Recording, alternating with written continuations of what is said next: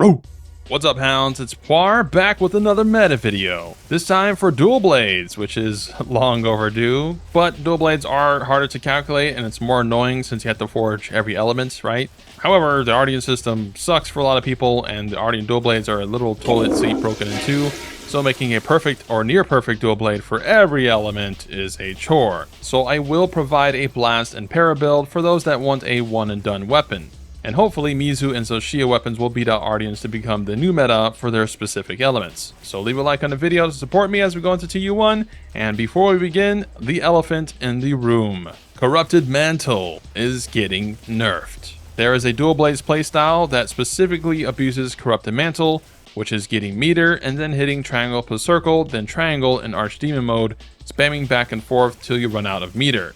That playstyle is now in jeopardy, depending on how the Corrupted Mantle is getting nerfed. If the extra attacks are nerfed, then this combo becomes worse than the standard combo for dual blades. If that is untouched, but the crit and attack boost are nerfed, then builds that build around the mantle will be worse. So the builds today are without mantle factored at all until we know what those changes are.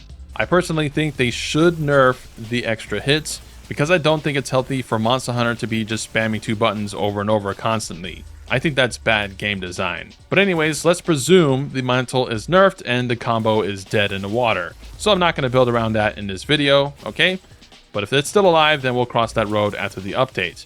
But basically, Ardians are the best. For now anyways, and unfortunately it is still the raw meta even for dual blades, aside the base element. So you want all attack and at least one sharpness. Dual blades are pretty unique in that you can sharpen mid-hunt and dodge an attack to activate demon boost, so 2 sharpness is overkill. Now, you can exchange some attack for element. It's not as big of a loss compared to other weapons, but attack is still slightly better than element depending on the monster's hit zone. But this time, crit is going to be the lowest on the priority list as attack or element give more overall DPS, so avoid affinity rolls. Now we have Mizu and Zoshia coming up, but because we don't know Zoshia's weapons, what element they're going to be, they could be dragon, they could be thunder, could be fire, could be dual element, which would be the first in this game.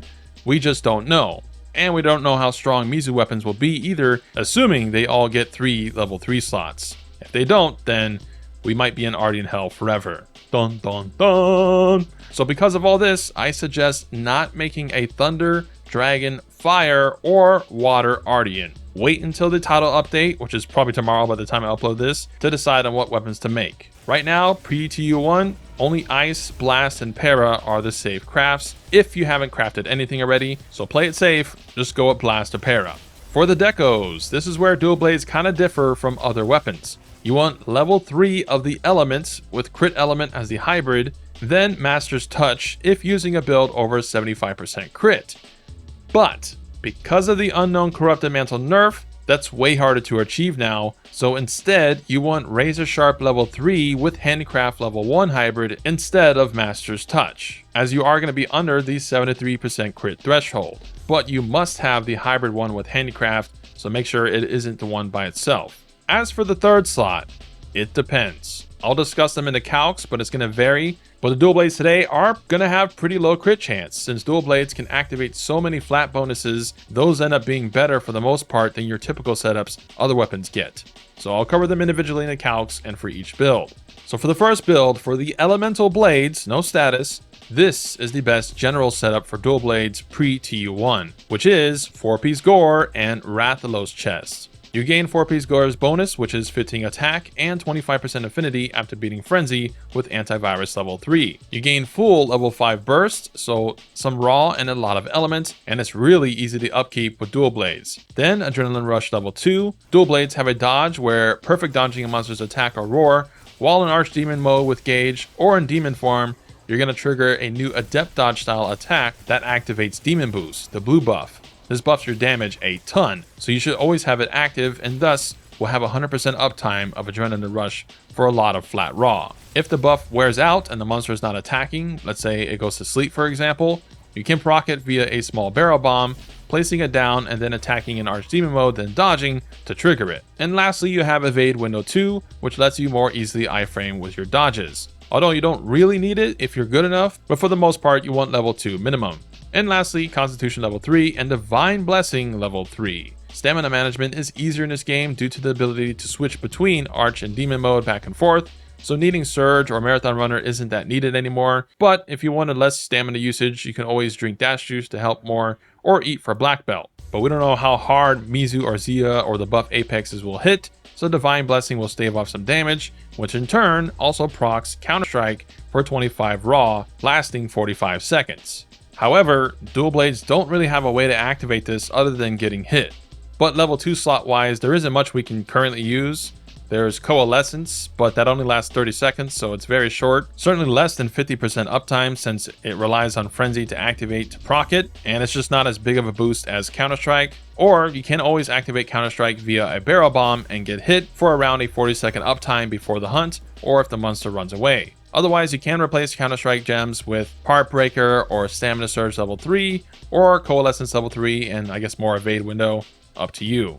I'm going to flash the calc so you have some reference for comparison, but realistically, Gore Set bonus is not active 100% of the time either. I'm not sure how long specifically, but let's just say it has an 80% uptime. So with a 225 LE Ardian Dual Blades with base element of 270 against a 60 raw hit zone, 25 LE hit zone weak monster, the total Blade Dance 3 damage is 539 with Counter-Strike active. Now, what's a 25 LE hit zone? Well, Gore with its horns out is 1, but otherwise usually it's around 20 or below for a lot of body parts or monsters. So I am being generous here, as on average Elemental is much worse, hence I told you to get mostly attack rolls on the Ardian. Although sometimes there are hit zones that reach 30, which makes LA become even stronger than attack, like against Rathalos' face or some of Zoshia's parts. So it all depends, and that's what makes Elemental freaking annoying. Anyways, deco-wise, this is with a level 3 Razor Sharp and Handicraft 1, level 3 LE and Crit LE hybrid level 1. You don't have to use Dragon, it's just what I picked as an example. And lastly, Critical Eye level 3. That's right, our crit is so low that Critical Eye gives more DPS than Critical Boost. If Corruption Mantle's crit doesn't get nerfed, it's a different story. You would probably go with crit boost in that case. But in general, for the LE versions, level 3 Crit Eye is going to be the last deco. So that's build 1, basically the best elemental setup. Now it is Blast and Para's turn, which you would take against Arkfeld or any monster with garbage LE hit zones. The best non-elemental setup this time without Counter-Strike is this: Zuwu, Arc, G-Arc, and 2-piece Gore. You get 2-piece Gore's bonus with Antivirus, 25% crit, Wex 5, Adrenaline Rush level 2, Agitator level 2, and Burst 1. And you have 3 level 2 slots and 4 level 1 slots open. So you can go with Evade level 2 and then Stamina Surge, or you can go level 3 Stamina Surge, or you can go with a Counter-Strike level 3 setup too. Up to you.